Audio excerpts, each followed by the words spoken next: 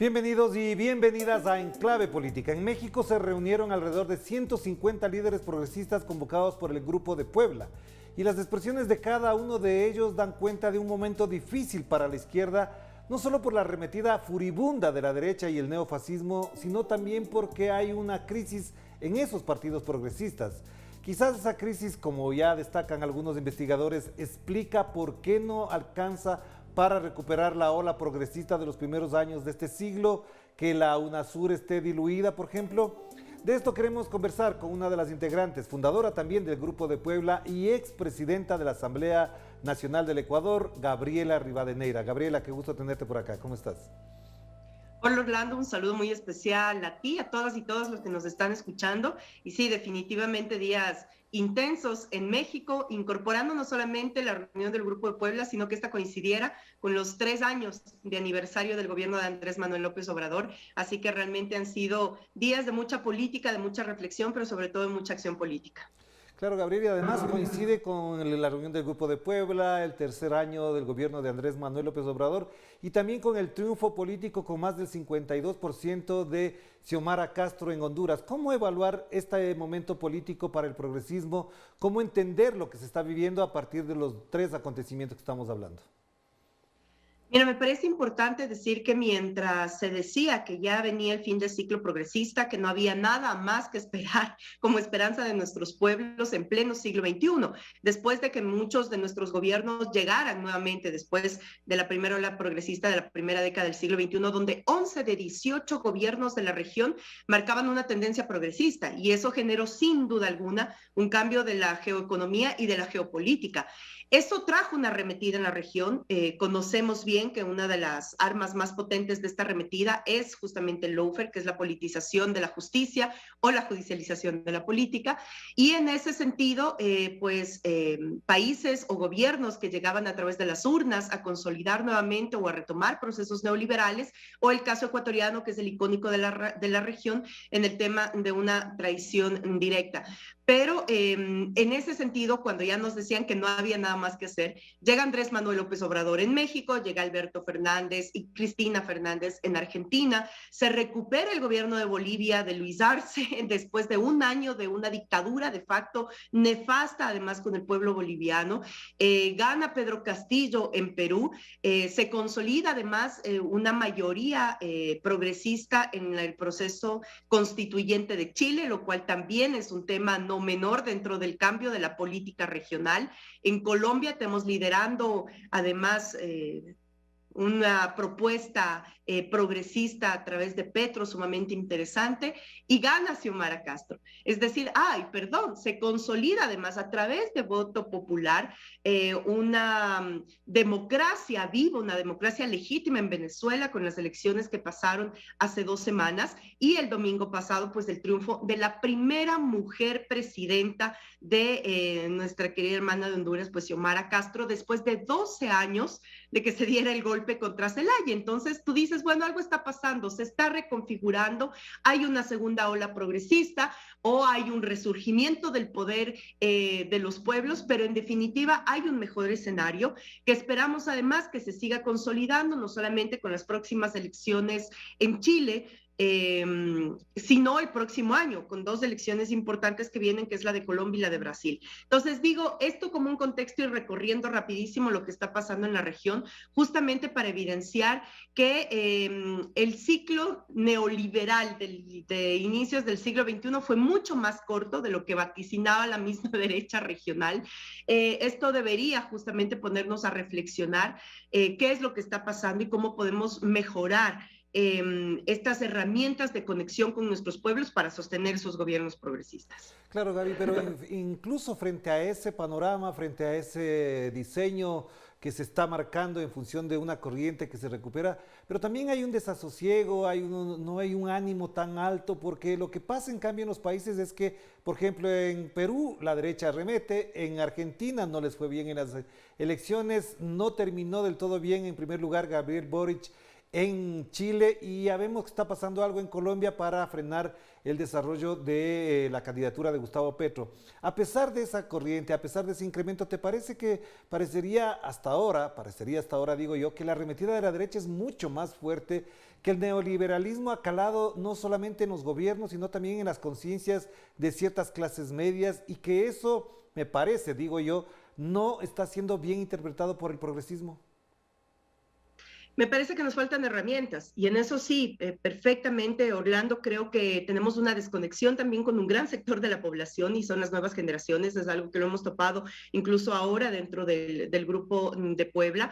Me parece que si bien es cierto, hay esta reconfiguración positiva, digamos, al progresismo, no podemos olvidar que traemos rezagos además de la década de los 90, cuando yo la marco esta década como la dictadura económica, un sobreendeudamiento de nuestros países que se está haciendo efecto, no solamente por la pandemia, sino ya antes de la pandemia, muchos de nuestros países, incluyendo el ecuatoriano, traía justamente una crisis económica sumamente fuerte que se profundiza con la pandemia. Entonces el ánimo de la gente, digamos, a pesar de que la gente sigue buscando alternativas y sigue buscando voces que sean alternativas reales, que les den soluciones reales a sus problemas, pues traemos un rezago y un peso sumamente fuerte de estas crisis. Y estas crisis, digo que se profundizan, pues nos hacen repensar. Por ejemplo, ahora mismo decíamos, ¿qué es lo que estamos haciendo desde los gobiernos progresistas en esta segunda ola para contener esa fuerza de nuestros pueblos, para fortalecerla, pero además para transformar el modelo económico?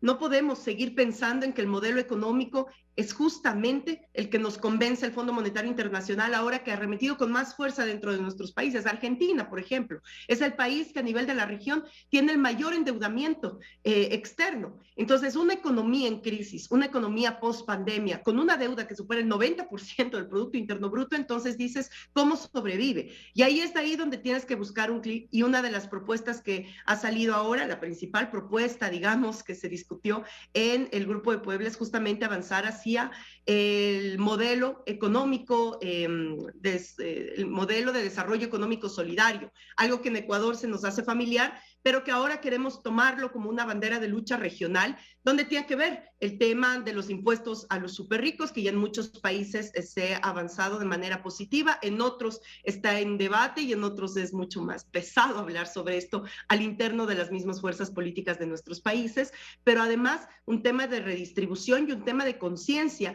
del norte global frente a lo que está pasando en el sur global y la relación de la crisis económica con la pandemia. Entonces digo, sí, hay buenos síntomas, sin embargo, si el progresismo no sabemos leer adecuadamente lo que está pasando y no nos vamos concentrando en buscar nuevas herramientas de conexión, pues por supuesto llega una derecha que está mucho más fascista. Además, Orlando, nosotros advertíamos, contigo mismo lo habíamos conversado en alguno de los espacios, el efecto Bolsonaro, que no es menor y que se quedó, es decir, el efecto Bolsonaro y la naturalización de los medios de comunicación corporativistas frente a las prácticas de violencia y frente al terror de Estado que han implementado en los últimos años en nuestra región, se está adoptando con mucha facilidad también a los nuevos imaginarios. Y esa violencia y ese fascismo, que lo tenemos permanente todo el tiempo, sigue siendo una herramienta sumamente jodida que están utilizando las derechas en nuestros países y que cada vez se va a ir fortaleciendo más, porque las condiciones y las relaciones de la sociedad se siguen polarizando,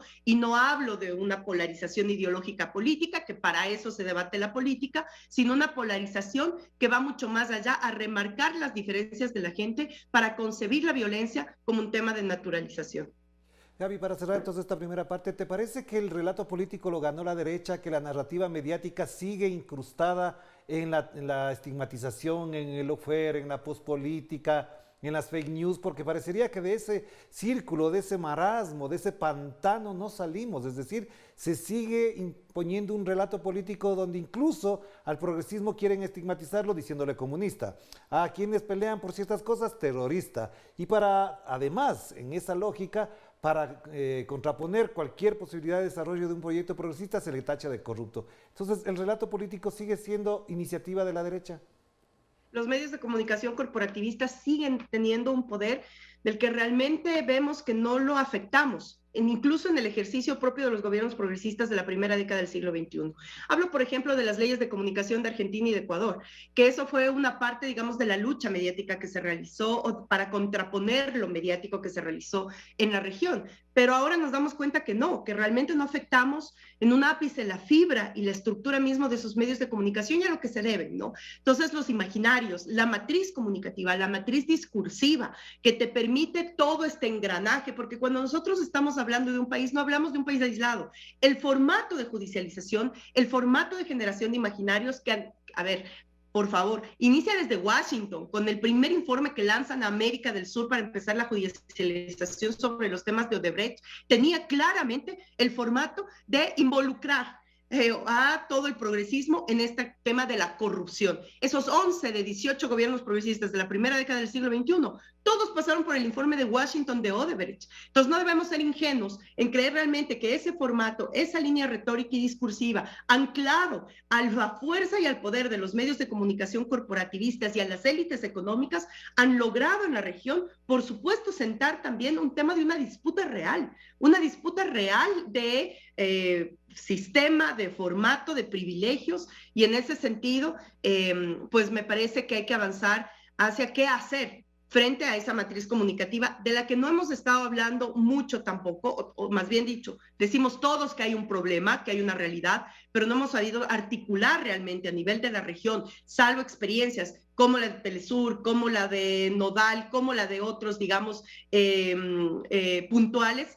No hemos podido arremeter con esa misma fuerza mediática a estas corporaciones que siguen jugando de partidos políticos y de fuerzas políticas alrededor o a la interna de nuestros países.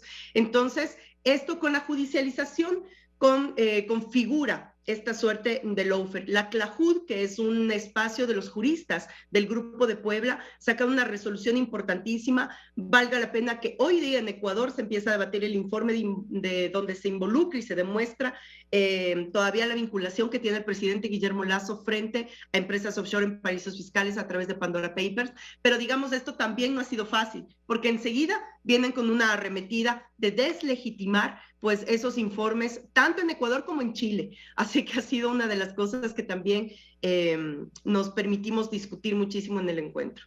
Hagamos la primera pausa, Gaby, para volver enseguida a tocar en perspectiva también el panorama de lo que significan los liderazgos, las corrientes, los partidos políticos, en qué situación se encuentran. Vamos a la pausa y enseguida nos conectamos con México. Allá se encuentra Gabriela Rivadeneira, expresidenta de la Asamblea Nacional del Ecuador y, como dijimos también, fundadora del Grupo de Puebla. Además, dirige el Grupo de Pensamiento Ideal que está radicado en México. Vamos a la pausa.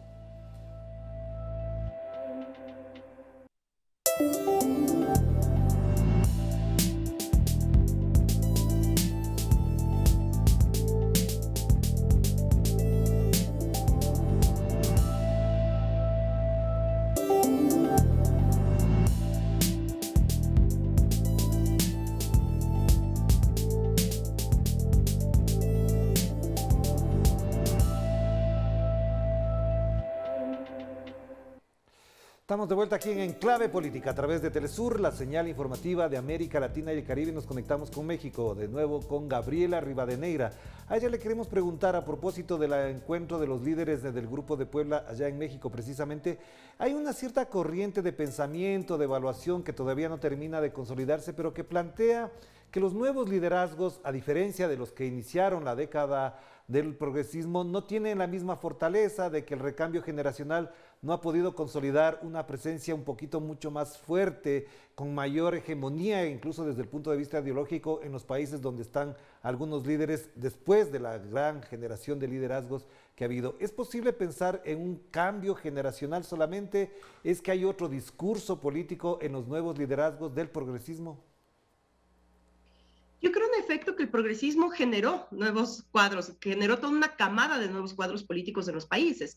Sin embargo, no hay que olvidar que la tendencia de la primera década del siglo XXI fue realmente potente en la fuerza y en lo más radical que pudimos acercarnos en el momento de nuestra historia reciente a un proyecto de estructura y de cambio de sistema. Es decir, cuando nosotros decíamos realmente que teníamos que trasladar de un sistema capitalista a la construcción de un socialismo del buen vivir en Ecuador o del socialismo que tú quieras en la región, era porque ya este sistema capitalista está colapsando, el sistema dentro además de la ejecución de un Estado liberal y de una democracia liberal meramente representativa ya queda obsoleta la realidad de nuestros pueblos. Entonces viene justamente una nueva dinámica dentro de esos cuadros que son los grandes voceros de la transformación de los inicios del siglo XXI, con nuevas camadas de la política regional, que además están haciendo una actoría permanente y potente todo el tiempo en sus territorios, pero además la necesidad de ratificación. Y ahí es donde nosotros nos ponemos a ver qué es lo que está pasando con nuestros pueblos, qué pasa cuando vamos a un proceso electoral y no encontramos a ese líder que ratifica, sino una nueva propuesta que te transforma al fin y al cabo. No es solamente una transformación, un cambio de rostro, realmente significan transformaciones incluso de procesos, porque estamos en otro momento. No, Alberto Fernández no es Néstor, no es Cristina, es Alberto Fernández. Luis Arce no es Evo, es Luis Arce. Pero a veces nos cuesta comprender que hay esta forma de transitar también dentro de nuestras políticas, porque ya nos acostumbramos a que 10 años tuviéramos una forma y un modo de ejercer la política, una forma y un modo de decir y incluso desde los discursos o de las formas discursivas hasta el accionar, digamos, y la política que estamos viviendo en nuestros países. Yo creo que ahí es donde tenemos que buscar justamente un empate para saber que hay líderes históricos que en este momento marcan la política regional. No hay una política del progresismo en Brasil sin Lula, no existe una política en Argentina sin Cristina, no existe una política en Ecuador sin Correa, como no existe una política en Bolivia sin Evo. Es decir, hay una presencia real que está marcando todavía las agendas políticas, las agendas partidarias, pero que además a veces caemos en satanizar mucho este hecho, Orlando, y quisiéramos creer que estos rostros tenían que guardarse para ver otros rostros, y no se trata de eso. Nuestros pueblos son pueblos que ratifican liderazgos por la transformación que han podido vivir y que también permiten tener nuevas opciones. Y yo creo que las nuevas opciones son las que tenemos que seguir trabajando, observando, potencializando en la región, pero sin olvidar que hay un arraigo potente de estos actores políticos en la política real, digamos, en el sentimiento, en el pálpito de nuestra gente. La política no es frío, la política no es estadística, la política es corazón, la política es carne, es piel, por eso somos latinos. Y en ese sentido también a veces queremos europeizar el ejercicio de la política en nuestros países y no funciona porque nuestros países tienen otra forma de accionar, otra matriz cultural frente incluso a las representaciones políticas.